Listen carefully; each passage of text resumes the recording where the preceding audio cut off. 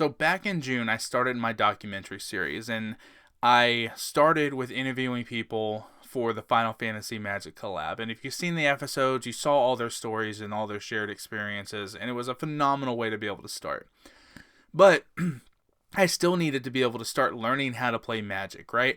I still needed to start learning how to be able to be a part of the community and how to, I guess, really just immerse myself in the gameplay and, the Magic community and figuring this whole thing out.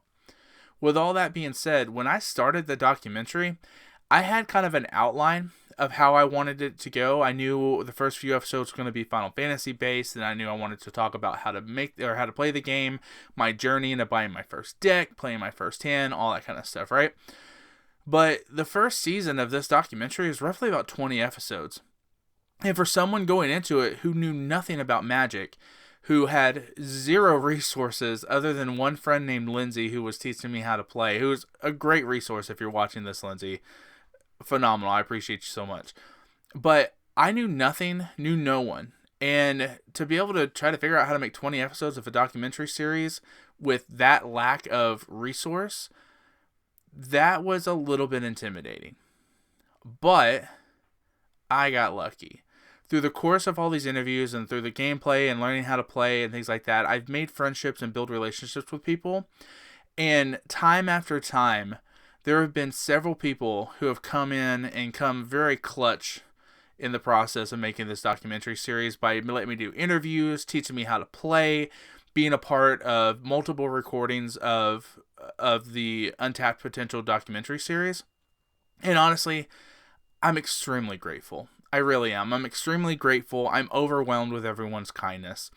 But back in June, I met an individual named Adrian. Now, Adrian has his own YouTube channel. It's in the comments, or not the comments, excuse me. It's in the description of this video. The link is, so that way you can go check out his YouTube channel. But he's the DADMAN on YouTube. And Adrian and I had a lot of very shared common interests.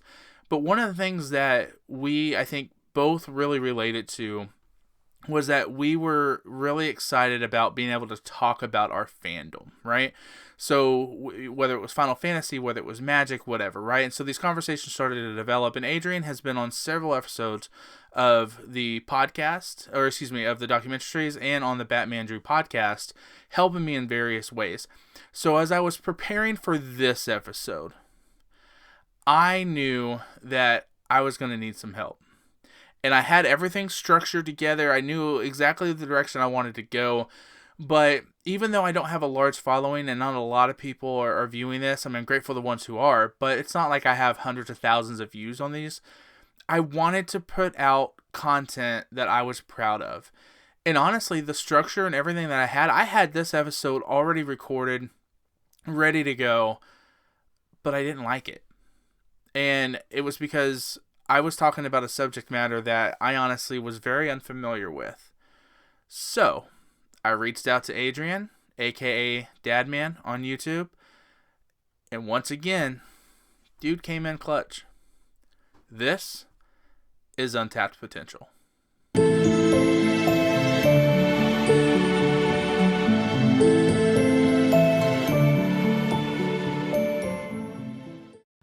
As of recording this video, Hasbro has stated that Magic the Gathering Arena has over 13 million registered users, which is honestly insane.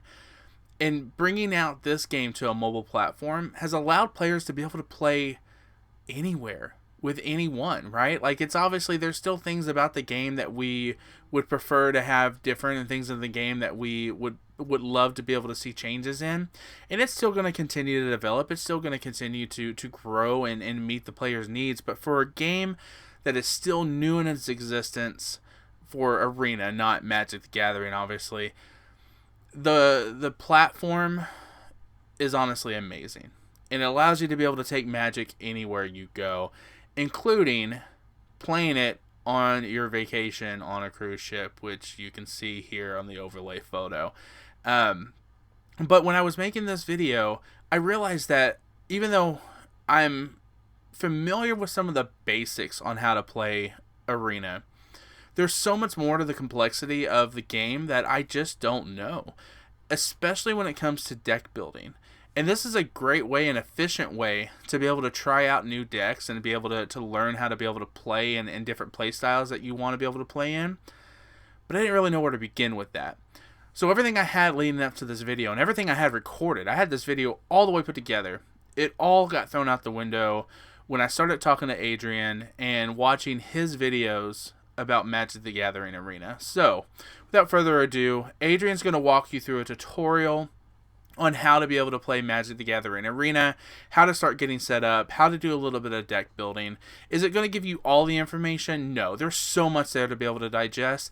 That's why after you watch this video, you need to go subscribe to his page because he's going to give you a lot more content.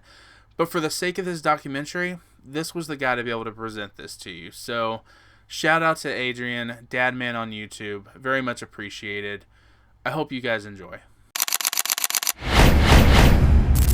My name is Adrian, but you might also know me or can call me DADMAN. Drew reached out to me about maybe doing like, I don't want to call it a tutorial, but maybe like a little brief walkthrough of Magic Arena. We've played a couple of Magic the Gathering games on Spell Table, which is an online resource where you can actually play through webcam. But Magic Arena is a very good online client. It's a very good tool to help you kind of test the waters and get comfortable with Magic the Gathering. But, and admittedly so, I went through the same, not issue, but I went through the same situation when I first started playing Arena as well. It is quite intimidating. When you first log on, there's a lot of different things you can go through. Wizards does a really good job of giving you free stuff. When you go into your inbox here, whenever there's a new set, they usually give you 3 free packs, which is good to add to your library. As you can see here, this is called your vault. This has the percentage breakdown of the cards that you have in the set. And then these are your best friends. These are called wildcards. So as you open packs, you will generate and I'll show you. Let's go here as an example. We'll go buy a pack here. Let's go get just a pack of, right now it's Through the Omen Path. That's the digital set, but on paper it's the Spider-Man set. So this is the same set as the Paper Magic Spider-Man set, but they didn't get the licensing rights to use the artwork for the Spider-Man cards on the digital client. So you can see we have about 3,800 coins here. We're going to go ahead and purchase 1 mythic pack just so I can show you what I'm talking about. So every time you purchase a pack, every time you open a pack, you generate, to the right here of the screen, you see how that orange wheel kind of turned? Every time you open a pack, you generate what I call it a pip on your wild card. So there's 4 different types of wild cards. There's uncommon, common, rare, and mythic. Wild cards are essentially craftable pieces where you can go ahead and use the corresponding rarity to craft a card into your collection that you don't already own. So every time you open a pack, you generate rare and uncommon wild cards. And once you've opened, I think it's 6 packs. 1, 2, 3, 4, 5, 6. Once you've opened 6 packs and this wheel does a full revolution, you get 1 wild card. So essentially, every 6 packs that you open, you get some type of a wild card. And as you can see here, we double down because we actually got an uncommon wild card as part of our pack. When you first start playing Magic Arena, the packs themselves are very valuable because you're just adding to your collection. But once you've kind of established your playstyle, or you've established a specific set you want to craft, like for me it was Final Fantasy, those wild cards really do help you craft the specific cards that you need or that you're looking for in that set. So we opened up a couple of these cards here. You can see like there's no new or anything. Like I already have all these cards, and then this is your one, like, I guess, money card. And this is essentially, this is Spider-Man. So this is Cirrus, the Spider Silk Innovator. On paper, it's Peter Parker and the Amazing Spider-Man, but obviously on Arena, there are some licensing issues with the Spider-Man set. And then as you can see here, when you highlight the card, it shows you all the effects, has Vigilance, has Reach, and then End Web is essentially Web Sling. So those are just some of the things to look for when you're looking at Arena and the interface here. And then once you have opened your packs, it goes into your library, which you can get essentially from here. So we're going to go ahead and use this deck as an example. When you're crafting a deck, if you're playing Brawl, it's a singleton format, 100 cards. You want to pick your commander, which we have here. This is Scarlet Spider Ben Riley on paper, but it's Boris the Spider Rider. But they have the exact same effect, exact same stats, just different artwork. I prefer the Spider-Man artwork for the paper game, but I do prefer the Omen Path artwork for Arena because I have a bugaboo about mixing IPs. So for me, like adding Omen Path cards into my Final Fantasy deck is a lot easier than like mixing Spider-Man and Final Fantasy. But that's more of like a personal thing, right? So as you choose your color scheme, your commander, and everything like that, you essentially they restrict you to your building based off your color scheme. So we're in Gruul, which is green-red. So the only cards that are going to show up for legal targets to add to the deck build are colors under that identity. So I'm going to have red, green, and colorless. Obviously, you can add any colorless card to any deck. And it gives you a good variety. You can always filter your searches here by mana. You can filter it by value. You can filter it by cards that you've collected and cards that you haven't collected. That way, if you need to craft them, you can. You can essentially choose the rarity here, if it's a mythic or if it's a rare that you're looking for. And you can choose the typing. You know, there's, 8 types? 1, 2, 3, 4, 5, 6, 7, 8. It's not count land. So there's 8 types of cards in Magic. You can filter everything here. You can filter by legality of the set. There's just a lot of different tools that you can use here to streamline the experience that is deck building. Deck building is half the battle in any type of card game. Playing is obviously fun, but theory crafting and you know, getting your ideas from theory to paper to making it work, it's all rewarding. It's all part of the world of building your deck from scratch. I mean, my favorite aspect of any card game that I've ever played has always been deck building, finding budget options to essentially progress your strategy, but also saving money at the same time, because who doesn't want to be a budget hero? But this is basically just some of the main things. There are different formats that you can play in Arena. It's not just Brawl. So if we wanted, for example, to go down here to play, you can choose what you're looking for. Now, I exclusively play Brawl, which is the commander format that they have here. It's a 1 versus 1, so it's not very accurate, but it's good for testing purposes, just to see and make sure that your ideas are working properly. It also helps you understand rulings. It helps you understand timing. It helps you understand how to resolve cards on the stack.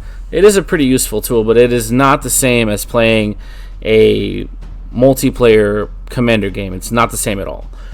You also have the ranked ladder here. You have standard, you have historic, you have pioneer, you have timeless, and you have alchemy. This is different formats. Obviously, the most popular format in Magic being standard. Pioneer is also a pretty good format. If I'm not mistaken, Pioneer is similar to Standard, but there's a limitation to card rotation in Pioneer. So you are limited to the card pool that you're choosing, and then of course you can highlight here to choose if you want to do best of 1 or best of 3. Now, if you just wanted to go to regular play, you can play against bots, which I do recommend doing in the beginning when you're first dipping your feet into the pool and getting your feet wet. And you can experiment with the different formats here through events. Arena does a really good job of giving you things to do that don't require you to not only spend money, but don't require you to become super overwhelmed in the beginning. There's a lot of really good tutorials here. I would recommend going through each and every single one. See, I haven't even finished these yet, but I would recommend going through each and every single one, because there are rewards that you can acquire by completing these tutorial games. It also gives you an idea of what the color combinations do, what the color identities define themselves as. That way you can pick a play style and just kind of get the ball rolling there. So I definitely recommend, if you're a new player, open up your tutorials and do them right away. The color challenge is very good also, because it's a mission-based gaming, or mission-based games in specific color identities. So these are all monocolored decks, so it just kind of allows you to see what the playstyle of each color is, and then of course you can mix and match. Arena does a really good job of giving you pre-constructed decks so you can experiment and see, you know, what type of style you want to play with, and you know what your cup of tea is essentially. So there's just a lot of different tools here. It does seem a little intimidating at first. Like if you're a new player, it can be a little bit overwhelming, but I'm a very you know, get thrown into the deep end of the pool type learner. Like, just kind of immerse yourself, you know, just take an afternoon or a couple of hours, just familiarize yourself with all the customization that you can do here. You can change your avatars. As you can see, I have Squall here, that's my boy. You can change your card sleeves. Again, I have the Squall sleeves sets in my deck. You can change your companions, which I don't really have too many. So I have this little bug guy, but you can have no companion, which is fine. You can change your titles, your emotes. You can check your ranking. You can check your achievements that you have here. As you play the game, you get certain achievements, and then you can unlock more rewards. You also have your mastery, which is like kind of like a battle pass. I don't really partake in this too much. As you can see, there are pretty good rewards if you have the actual battle pass. I mean, most of the time you're just getting reskins or alternate arts of existing cards that you might have. You do get orbs to spend. This is another form of digital currency. I have 0 because I already used all mine, but this allows you to get reskins or alternate arts of different cards you already have into your collection. There's a lot of good different things. Of course, you have your store. Every online platform has its form of microtransactions. I don't know why the frame rate tanks here, but you could pretty much buy anything from bundles to emotes to avatars. You can buy pack bundles. You can also buy wildcards, which sometimes might be worth it if you're trying to accelerate and play a competitive format on Magic Arena, because they do have competitive events as well. I'd usually stay away from here. I'm a free-to-play player, so I don't really do anything with actually spending money on the game. So that's pretty much just like an overview of what Arena has to offer. And then you can, of course, sign up for any events that they might have. The events do cost coins or gems, whichever form of currency they prefer at the time. And then, of course, the meat and potatoes of Magic Arena is the actual gameplay. So why don't we go ahead and get on right... Oh, I'm sorry. I hate to cut myself off and kind of make a tangent here. But the best part about Arena is your missions, okay? As you can see, you can have 3 missions active at once. You can go ahead and like respin the wheel to get a different mission. You can do that once per day. But I just kind of tend to complete these. They're not really difficult. I mean, I already completed one earlier. I'm going to be working on this one now. All you have to do is cast 20 blue or green spells, and you gain 500 coins and 500 XP. So that goes a really good way. And if you really want to, you can try and, you know, win 15 games. I don't think it's efficient to do this because you have to win 15 games and you're only getting 100 coins. But in the process of doing your other dailies, if you go on a winning streak, it's not terrible. But yeah, I would definitely pay attention to these. When you first start off, your card pool's not as large. It might be a little more difficult to complete these, which is why they give you the respin. But for the most part, the way I do it is I just make sure I have a deck in the current color combination that this is asking for, and I just go ahead and do that. So we're going to be working on green-blue, but we're just going to be playing with our Scarlet Spider or Boris the Spider Rider deck. He's a red-green deck, so it's only half the colors that we need, but as long as we meet that specific requirement, we should be okay. So let's see if we can have a little bit of success with this deck here and just kind of show you guys how things can work when you're playing on Magic Arena. You do get a free mulligan, just like any Commander game. This hand is very green, but we do have some ramp, but we only have 2 lands here. But we do have the Spider Bot, which allows us to put a land on the top of our deck, so I'm going to keep this hand.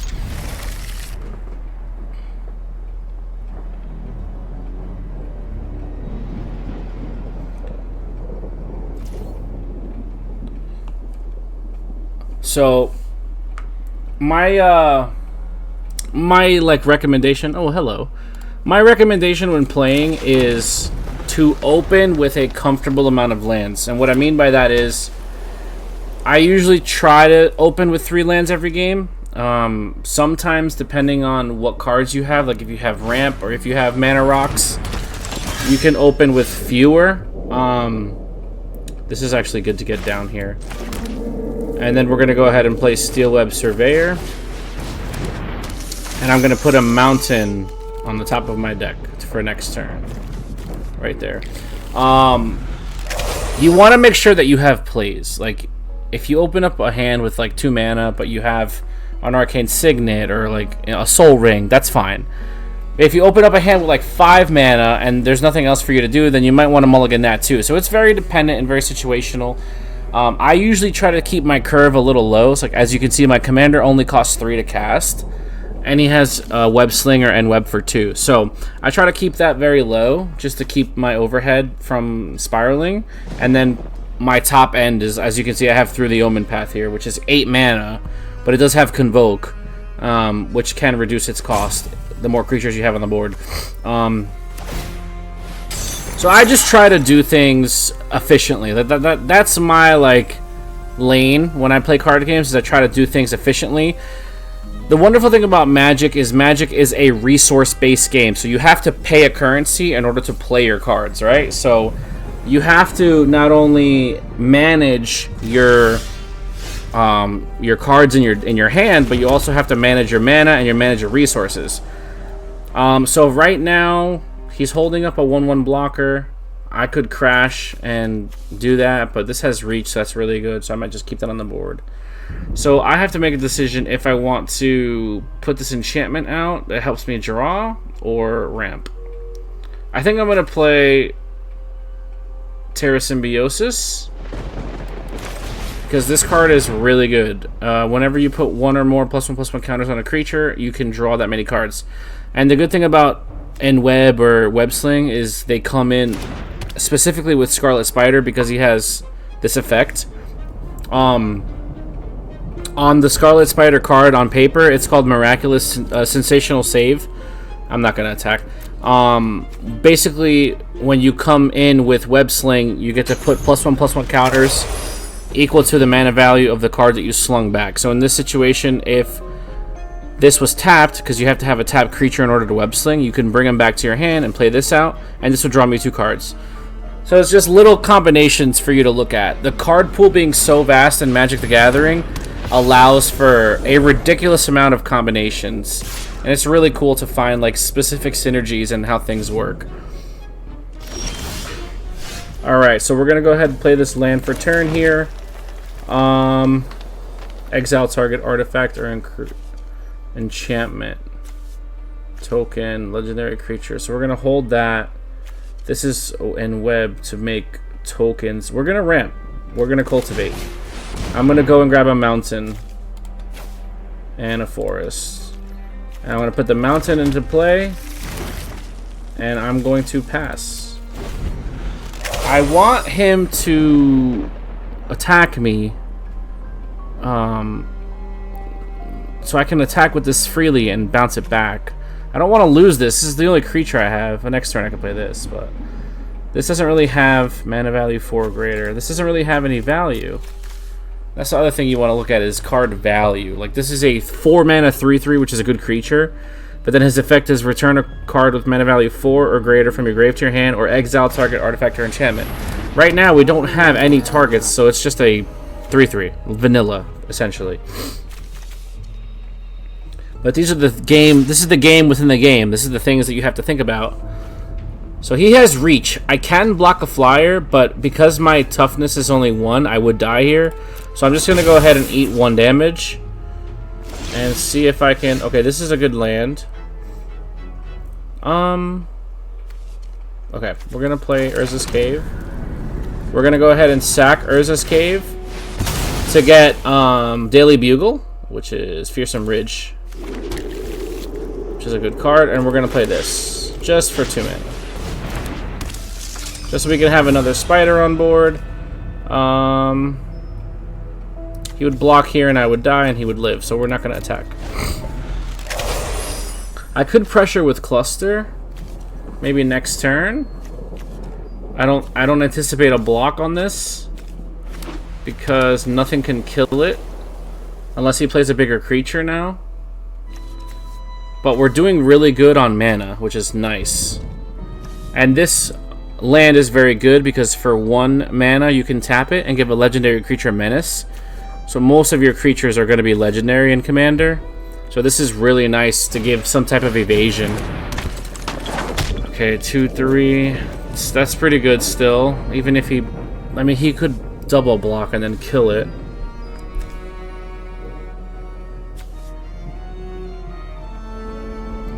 We gotta do something because we're losing the advantage game here. I might be ahead on mana, but he's ahead on board. So card economy states he's ahead because of the commitment he has on his board.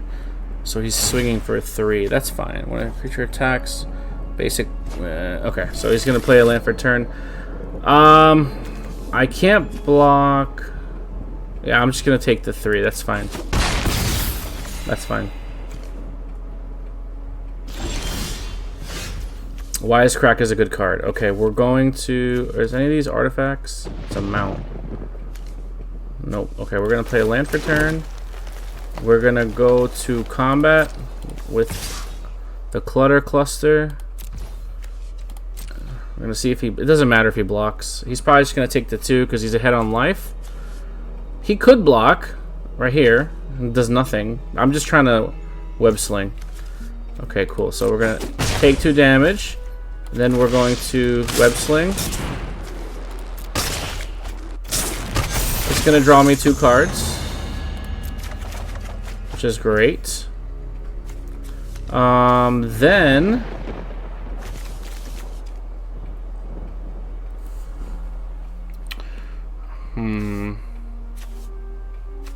I'll play. I want to play that back out. I could web sling it, but I don't have him tapped. I'll just play it for another blocker, and then we'll hold there because we have some combat tricks. Because we could wisecrack. Yeah, we could wisecrack. Ooh, we could ram through. This is his commander right here. Okay, we're in a interesting spot right now.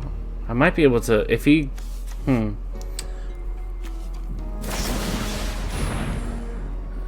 Deals damage equal to the number of creatures you control.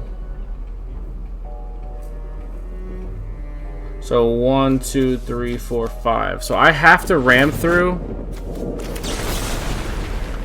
Target creature you control deals damage. Let's auto pay. So if this resolves correctly, then I would probably only take 4 damage. Because this is going to resolve on the stack first. This would kill this, and then he would only have 4 creatures when he resolves coordinated maneuver. Okay, so now it's even. I still take 5. That's fine. We're gonna go into the command zone. That was a good play. I like that. Okay. This can't attack. That's fine. Perfect. Okay. No, I'm not gonna block. It's perfectly fine. So now we could bring him out again next turn with and web again. Cool. Ooh, this is awesome. Okay, we're gonna play Command Tower. We're gonna play... This is Spider Punk on paper. But Riot means you can either have your creatures come in with a +1/+1 counter or haste. We're gonna give haste here. Haste is very important.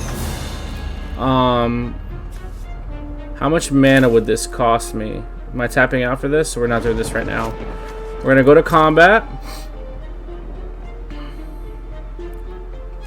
And we're gonna swing with these 2. And see I'm sure that he'll block. He might block this with this, because that's a free kill there. That's also fine.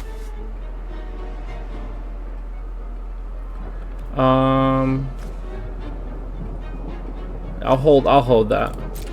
That's fine. That's a good trade. I will then web sling.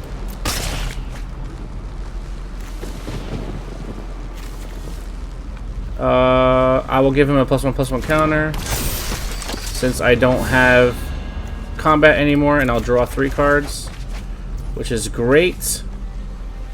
And 1, 2, 3, 4, 5, 6, 7, so I don't have to discard. I will keep my mana open and bluff that I have a skill to combat with. So he's behind on mana, which sometimes happens, but my motto is the game's not over until the last card is played. So hopefully we can start drawing some better pieces and some interesting like interactions and stuff. What's this? Realm can't attack or block. Okay, that's fine. Now this can get rid of enchantment, right? Alright, so we're just gonna do that next turn. That's fine. That's fine. That's fine. Can't attack or block. That's fine. So is he gonna swing out? 5 damage. Do I want to block anything? I do not. Don't want to lose this guy.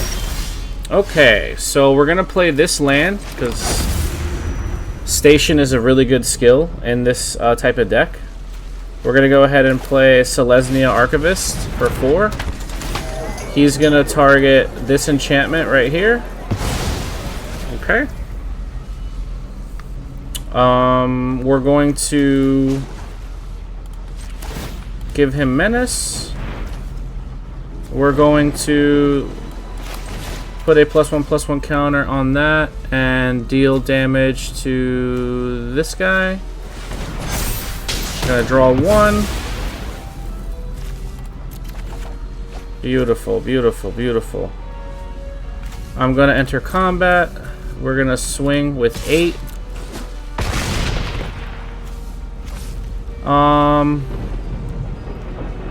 And we're gonna pass turn.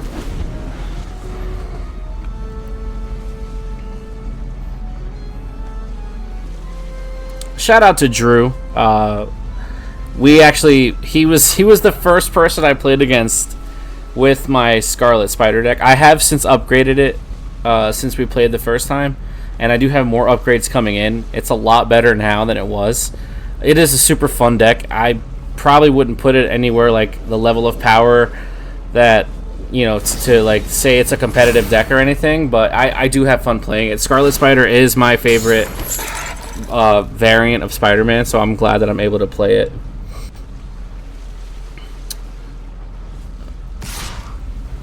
I'm waiting for him to make his Spider-Man deck so we can play, and he's on vacation right now. Hopefully he's having fun, but when he gets back we're gonna have to do some stuff. So this is a 3/4, so I could lose this. I'm taking 6. Do I want to lose this? No, I'll take the damage. That's fine. Go to 9. Okay. This is good. Let's see. What do I want to do? Let's play a land. Do these guys have reach? They do. So I think I'm going to station.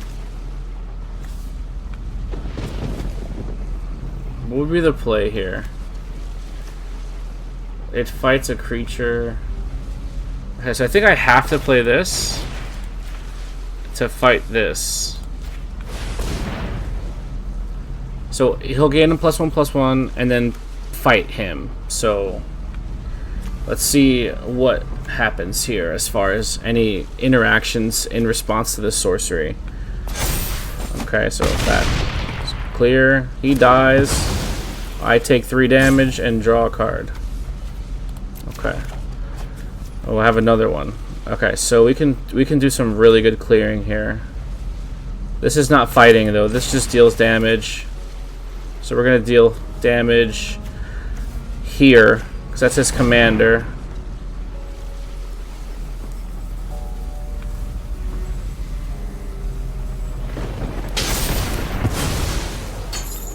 And then we'll draw another card. Oh, wait. Oh, it's only once per turn. Okay, that was my bad. We're going to keep that open. I have 1, 2, 3... 1, 2, 3... 4 mana open. Yeah, that's fine. So we're going to keep 4 mana open. We're going to go to combat. And we're going to swing with these two guys here. This is going to be 13 damage. If it goes through. He could have some... Right. Exile target attacking creature. That's fine.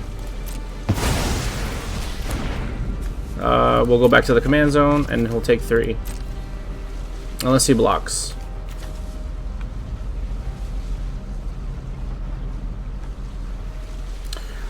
So now what we could do... I would just pass here because Tangle is a really good card if he swings out, and if anything I do have Wisecrack, so we have a couple of things that we could do. That's a nice looking land. What is that? Fair Basilica, Sarah Angel, Flying Vigilance. Okay, tapping out, that's fine. +1/+1 counter, that's fine. Do I want a Wisecrack? It would deal 2 damage to itself, or I just take 2.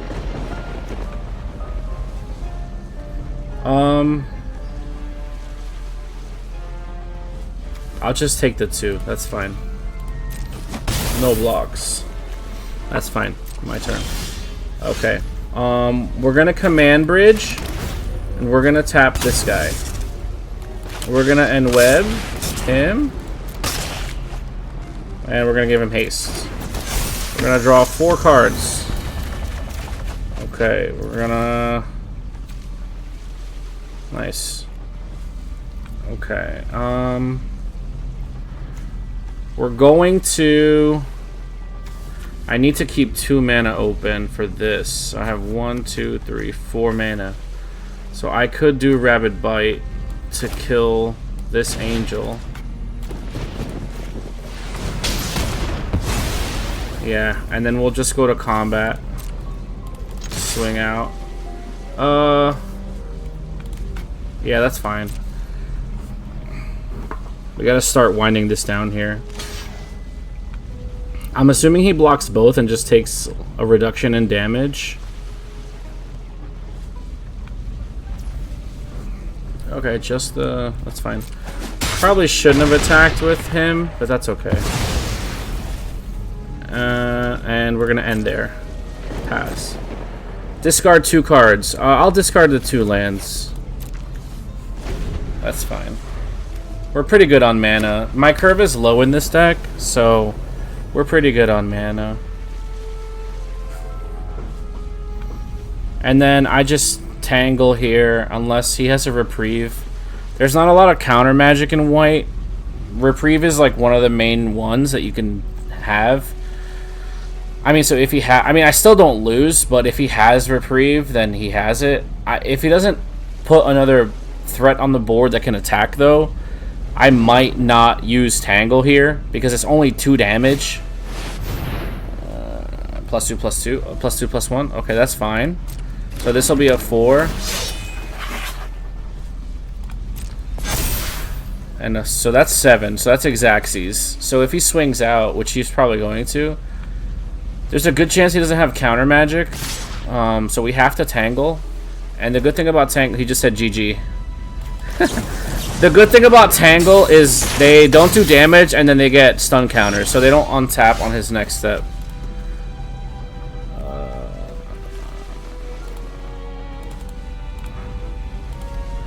So now, if I can kill him and he doesn't have any combat tricks, I can win.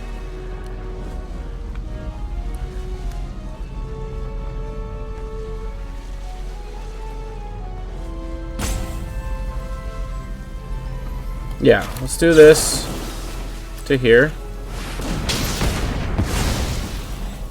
Okay. Let's go to combat. Let's see if this is game. He's saying GG, so I think that's it. So Tangled saved our butts. So that's just a good card. For 2 mana, you take no combat damage that turn, and you put stun counters on all attacking creatures. So essentially, they don't untap for 2 turns, which is huge. But yeah, I mean, that's pretty much it. I do apologize if this video was a little bit longer. My content is a little bit longer. I do like to go over everything in detail as best as I possibly can. So I will definitely look forward to seeing this on Drew's channel. And if you guys have any questions or any comments, just let us know. And, you know, we'll be more than happy to help on this journey of Magic Arena and Magic the Gathering. I hope you guys enjoyed, and we'll see you in the next one. Again, huge thank you to the DADMAN for bringing us that tutorial. Hopefully you guys got a lot out of it. I know whenever I watched it, there was a lot of things there that I just didn't know. The game can be intimidating. Not just Arena, Magic the Gathering in general. DADMAN is a great resource to be able to help you walk through some of that stuff. And like he said in the video, yeah, if you have questions, bring them to us. I won't know all the answers. He won't know all the answers. But we're part of a community. We'll figure it out together. So thank you guys for watching this episode of the Untapped Potential documentary series. Let's go play some Arena.